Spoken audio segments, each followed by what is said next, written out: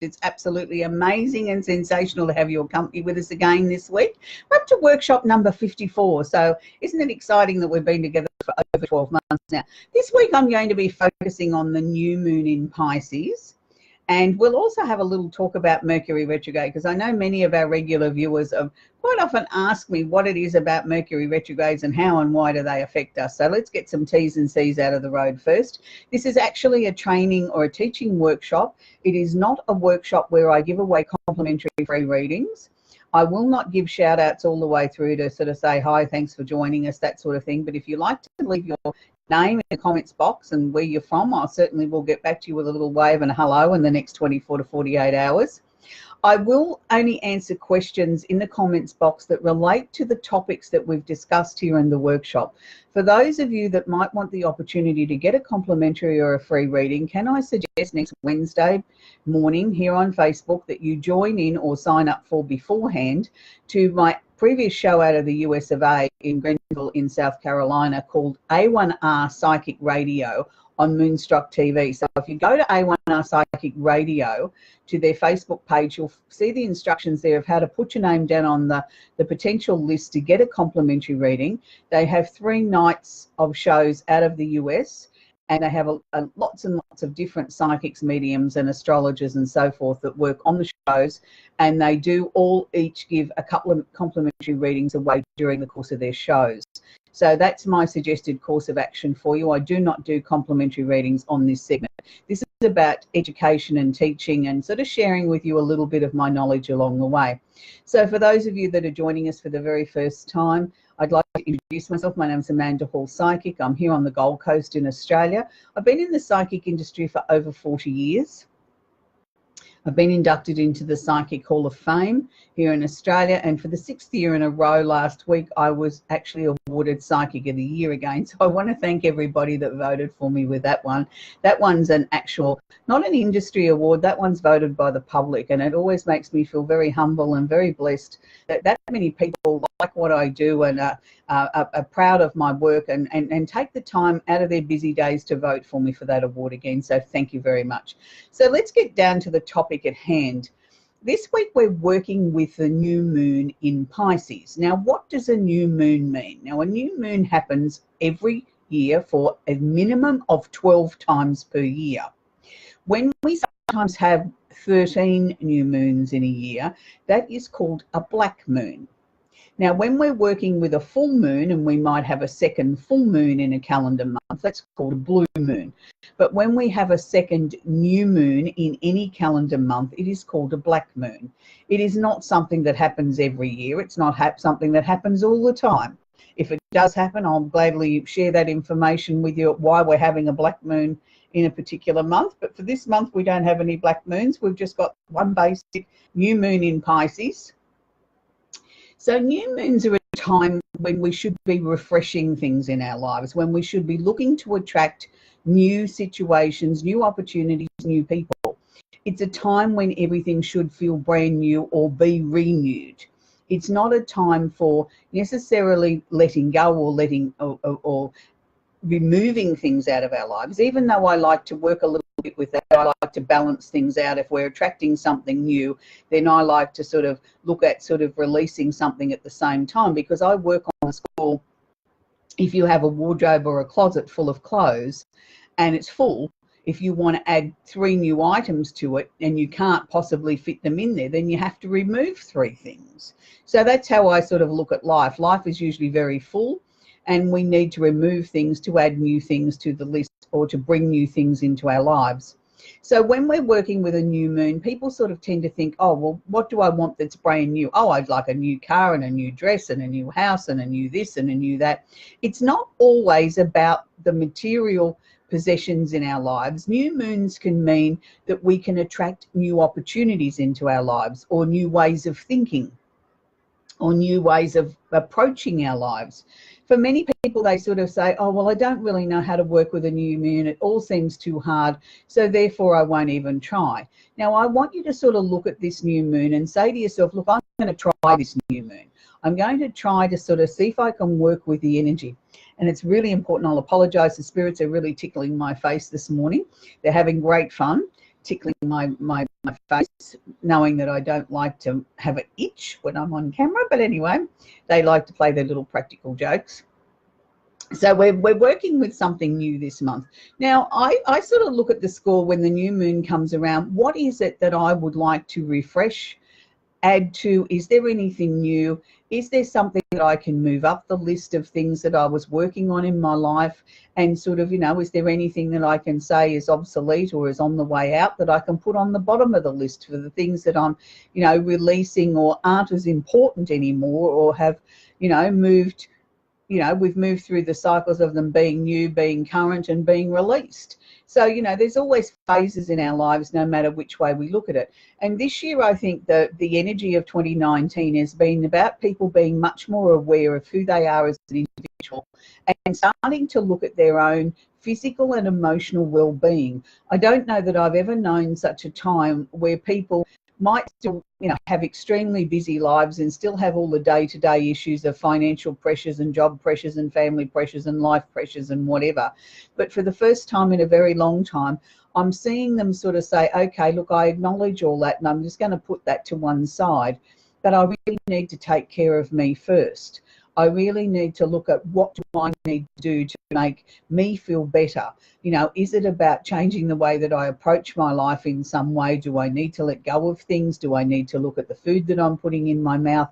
Do I need to just sort of look at reinventing myself in a way that I'm happier with who I am? So it's really interesting that a lot of people are very much focused on getting well. And I think that's a really major great thing to be sort of looking at. Even if you look at all the things that are going on in the media, there's been revamping of, things like let's find what you love to do and do more of it. Like what form of exercise do you love to do? Get out and enjoy your life.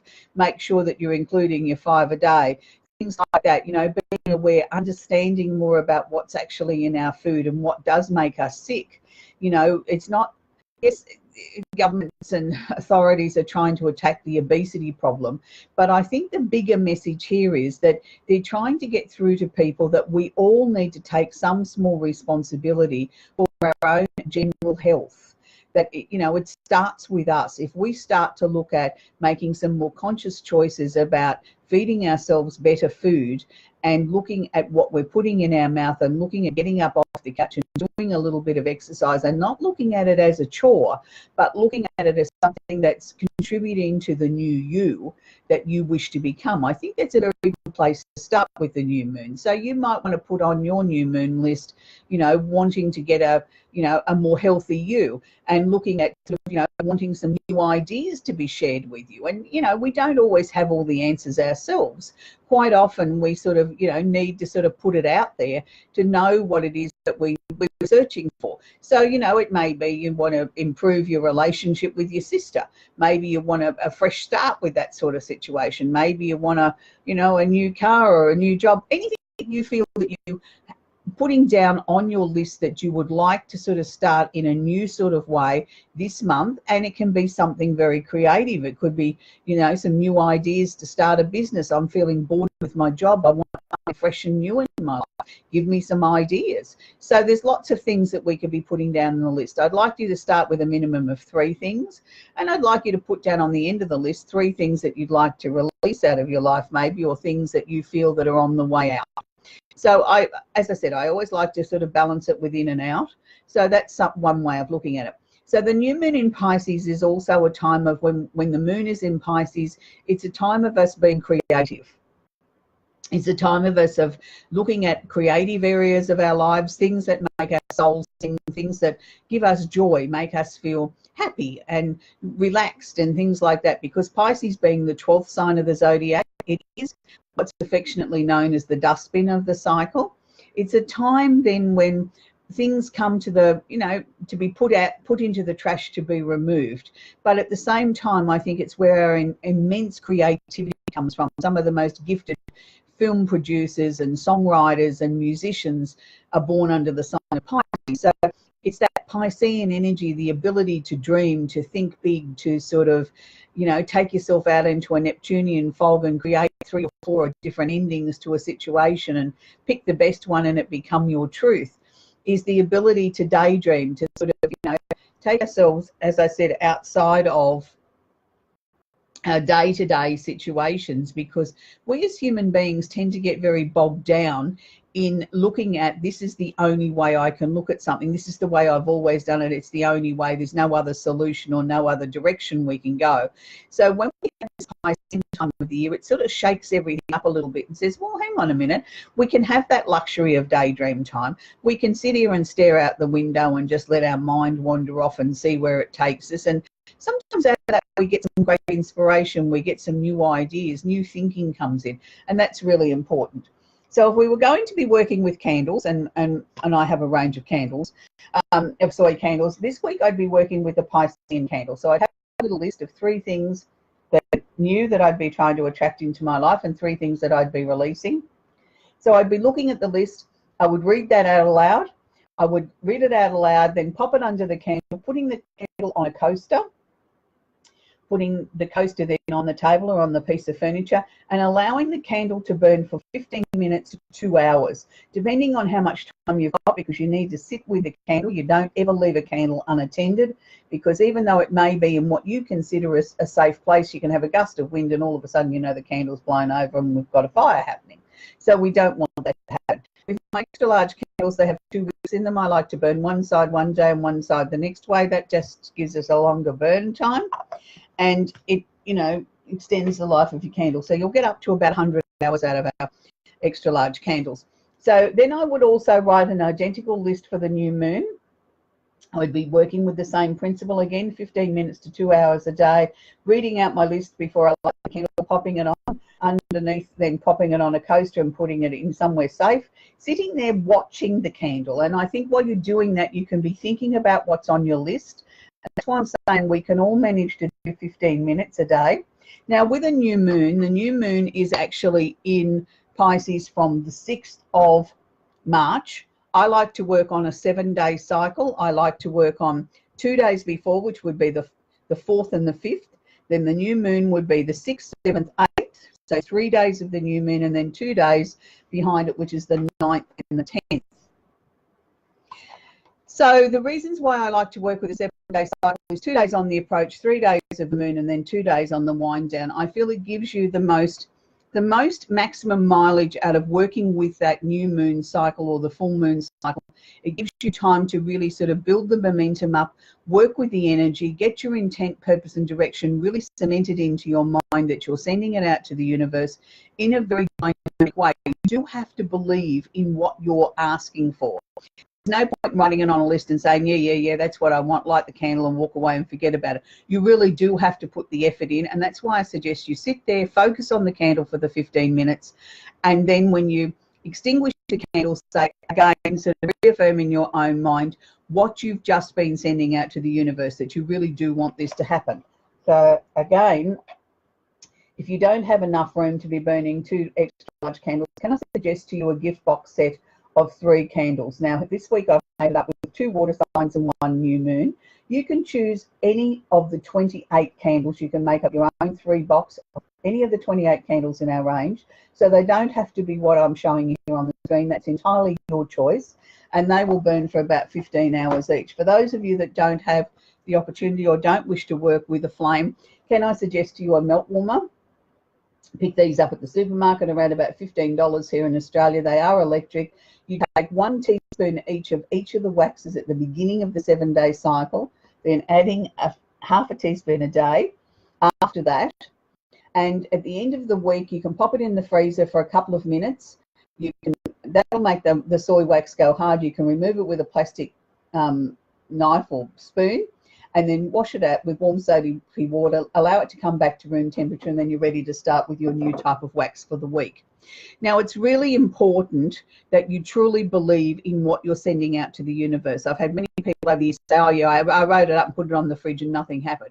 What you wrote it out, you put it out on the fridge, you didn't sort of, every time you walk past it, you didn't stop and take a minute or 2 to think about it and say, yes, this is exactly what I want. You just expected by writing it out and putting it on the fridge that it was all going to magically happen. Well, manifestation doesn't quite work that easily. I wish it did, but it doesn't. So for those of you that want to know more about working with Mercury retrograde, which is something that happens 3 times a year. Well, then pay close attention now. From the 9th of March through to the 4th of April is when Mercury actually goes retrograde. Now, I know there's a lot of stuff out there at the moment on social media where Mercury has already gone retrograde. That is not the case. What is happening with Mercury currently as we speak is Mercury has gone from direct position, which means moving forward, inching a little bit further forward every day, to being in a stationary or a stuck position. Now, Mercury will sit in this position 2 to 3 days prior to actually turning to go retrograde or backwards through the zodiac.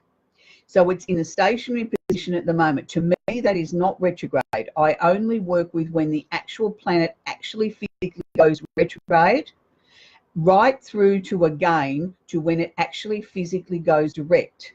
So the 4th of March is the first day that it actually goes direct again. There will be 2 or 3 days prior to that where Mercury will be sitting stationary again. To me, it is still in the retrograde phase then because it hasn't gone direct. So be aware of that. That's the reasons why there's different dates on different, people's belief systems. I've been in astrology close to 40 years. This is what I find as works for me, has done successfully over those years, but you work with how you see it. But this is just a guideline. But as I'm saying, the definite dates by the astrological software that I use, which is Halloran Software out of Los Angeles. I've been working with Halloran Software for over 20 years, probably closer to 25 years now. I find his software very accurate, reasonably priced, and it's always up to the minute. So what does a Mercury retrograde mean? Mercury retrograde, Mercury is the planet of communication. Mercury is the planet that gives us our ideas, our thought patterns, that makes us think. It's where our rational, logical thinking part of our brain comes from, is Mercury. Now, Mercury goes retrograde 3 times a year for approximately between 2 to 3 weeks when it goes retrograde. So it's usually around March, June, and then somewhere around November, December has its third retrograde period. That's only an approximate. Each year it's slightly different. So this Mercury retrograde, Mercury is in Pisces. So again, it's in a creative energy, but it's also in the energy of being able to release things. So Mercury retrograde means this. It's a time when our communication is not always clear. You may think that you're clearly communicating with another person about a very important issue, and you feel that you've been very clear and concise, and you probably have been. The problem is the other person doesn't have their listening ears on. So they're only listening to part of the conversation or part of the information that you're telling them. So they're not really paying attention. So they're saying, yeah, I understand. And they go off and do it completely differently to what you've just requested. And you think, what an idiot are they? I clearly explained to you what I wanted done. Well, it's fault on both parts, because even though you were clear in your explanation, you didn't take the time to stop and ask this person to recap or refresh the information you just shared with them, so that you were satisfied from your point of view that they fully understand the set of instructions that you gave them. And if not, then you reiterated with them again until they did fully understand. They, on the other hand, weren't consciously listening. They thought they were listening, but they weren't. They were being sidetracked and listening or thinking about other things that they have to do in their time or their day. And this is how Mercury retrograde works. Mercury is taking your eye off the ball, is taking your eye off the communication at hand. So it's a time when we should not be signing any legal or government papers unless we absolutely have to. And sometimes we can't get out of it. If that's the case, read it thoroughly 2 or 3 or 4 times, read it out aloud, get someone else to read it before you have to sign it. Make sure that you both fully understand it and you're happy with it before you put your pen to paper. It's not a time where in the olden days, not that long ago, where we would send important documents, because they would probably get lost, or important parcels would get lost under a Mercury retrograde. It's also the time when our electronic devices, communications, internets, phones, tablets, laptops, PCs can have hiccups. It's the time when more viruses seem to circulate. It's the time when we have more electronic breakdowns, and that includes our smartphones, our TVs, our fridges, anything that's along that electronic sort of devices way. It's the time when we can become absent-minded and leave our phone on the train. So it's many ways that Mercury sort of can affect our lives. Now, I'm not trying to do this to be scaremongering. I'm just asking you to be a little bit more aware. Make sure that you double check and triple check things like, you know, you go to get off the train. Oh, good, I've got my bag, I've got my phone, I've got my whatevers. And, you know, it's just asking you to be a little bit more responsible at this time. Now, on the upside of a Mercury retrograde, this is a time of the year where we can slow down a little bit. We don't necessarily have to make major decisions. So we can take that little bit of time to daydream, stare out the window, allow our mind to be still, if that's at all possible, and allow some ideas to come into our mind. It can be the time when we get some really major light bulb moments. It can be the time when we get some really major breakthroughs in our thinking and our direction for our lives. So in effect, it's actually a very positive time if we take the time to sort of not be working on major things, but just allow ourselves the time for, I do apologise for the tickling my face again, to allow some major breakthroughs in our lives. And, you know, it's the time when people play more practical jokes and do stupid things under a Mercury retrograde. This is the time when we find people sort of want to try and be funny because they think it's hilarious and practical jokes can go wrong. I'm not a great fan of practical jokes. I think there's other ways of being able to communicate instead of being silly, but that's a personal thing. So it's a time when I think that, you know, you can really maximize your thought patterns out of a Mercury retrograde, allow yourself to be still so that you can have some of these great light bulb moments and get some new direction, get some new opportunities coming into your life. Now, also be aware when Mercury is retrograde in Pisces, it brings on that very Piscean flavour, and the Piscean flavour is about, you know, great opportunities, great creativity, but it also is about working with Neptune and what I affectionately call the Neptunian fog. And Pisces people quite often, when they've got a decision to make or something that needs to be of a serious nature that needs to be looked at, they let their mind wander off into a daydream state or into the Neptunian fog and look at 3 or 4 different possible endings and pick the best one and bring it back, and it becomes their truth. And sort of some people look at that as them sort of exaggerating or lying. Well, it's not exactly that in their eyes. What they've done is they've created what they think is the most beautiful ending, and that's the one that they hope to aspire to, so that becomes their truth. So sometimes under a Mercury retrograde, we've got that real Neptunian influence where, you know, things aren't sort of quite as they seem. So people aren't listening, people are manifesting or creating their own ending. It's sort of like the two just don't meet. So this is why it's really important. If it's something important, you make sure that you stop, take the time to ask the other person, do you fully understand what we've just been discussing and talking about? If so, please recap, give me the headlines, and we'll take it from there. I know it might seem like it's adding more time to your schedule, but it's really important, because at least then if everybody understands things, hopefully we'll have things a little bit smoother. So I hope you've enjoyed what we've been doing with the Mercury retrograde and also the new moon in Pisces. Next week we'll be working with the sun in Pisces. So for all our darling little Pisceans, it's your show next week. For the rest of us, it's always nice to understand how we can work with the energy as we move around the zodiac. The Pisces energy is the 12th sign.